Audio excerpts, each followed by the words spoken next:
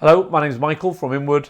I'm going to talk to you about how companies recruit to scale. So I've been a sales recruiter for 21 years. I've got more than 150 recommendations on LinkedIn, and I've worked with lots of companies who've scaled and with whom we've built an entire sales team.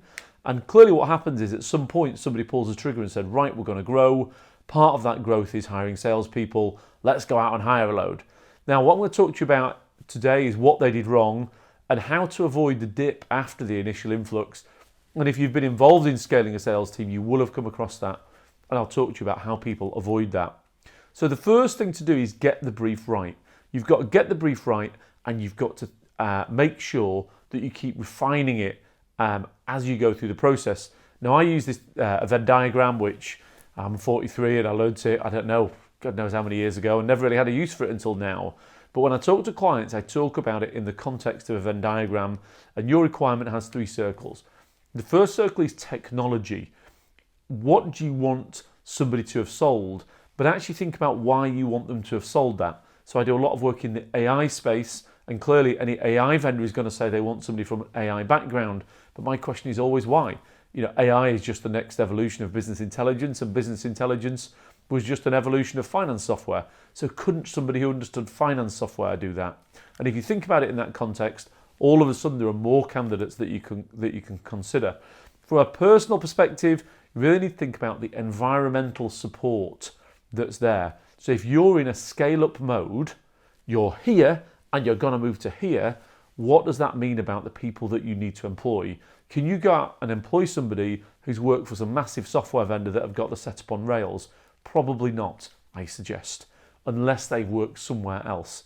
Also to think about is the vertical market. Very often clients will try and find somebody who can bring a black book with them. I've done this for 21 years. That's nonsense. It doesn't work. Don't do it.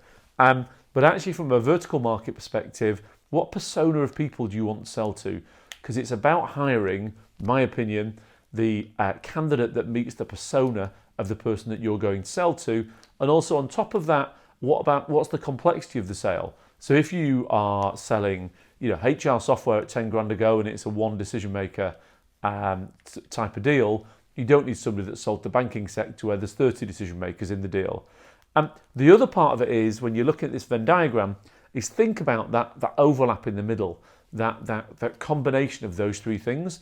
The question is do you have the EVP, the employer value proposition, to pull off that sale?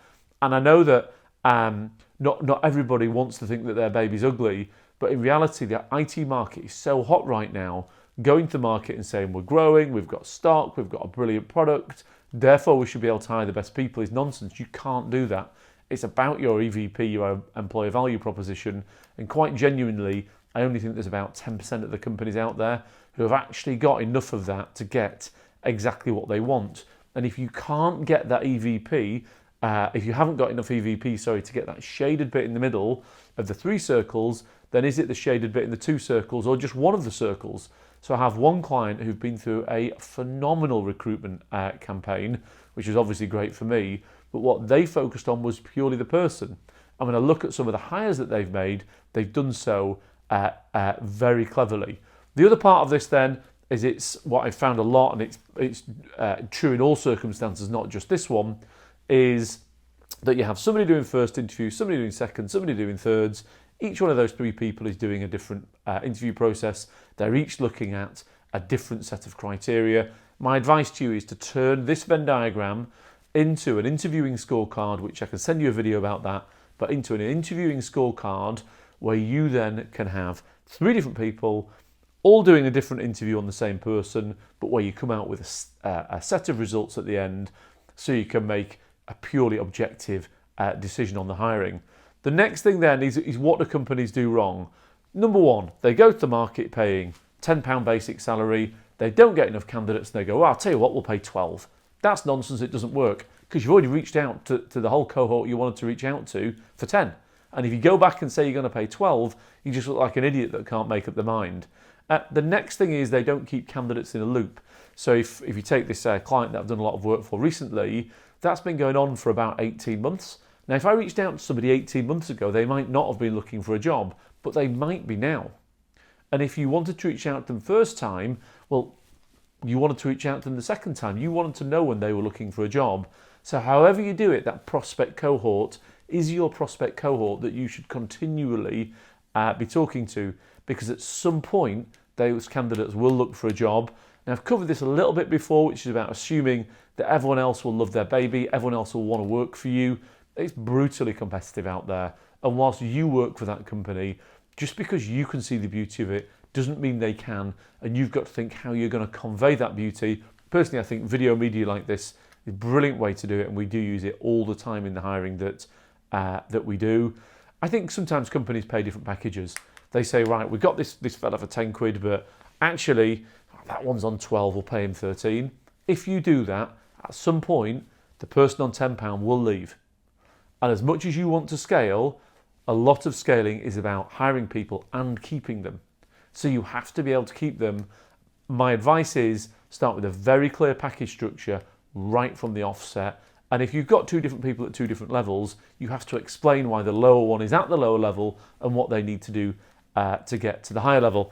And the last bit then is to use too many recruiters. I see this all the time, and I just don't get involved, because when you use too many recruiters, you've got 5 recruiters tapping up the same people.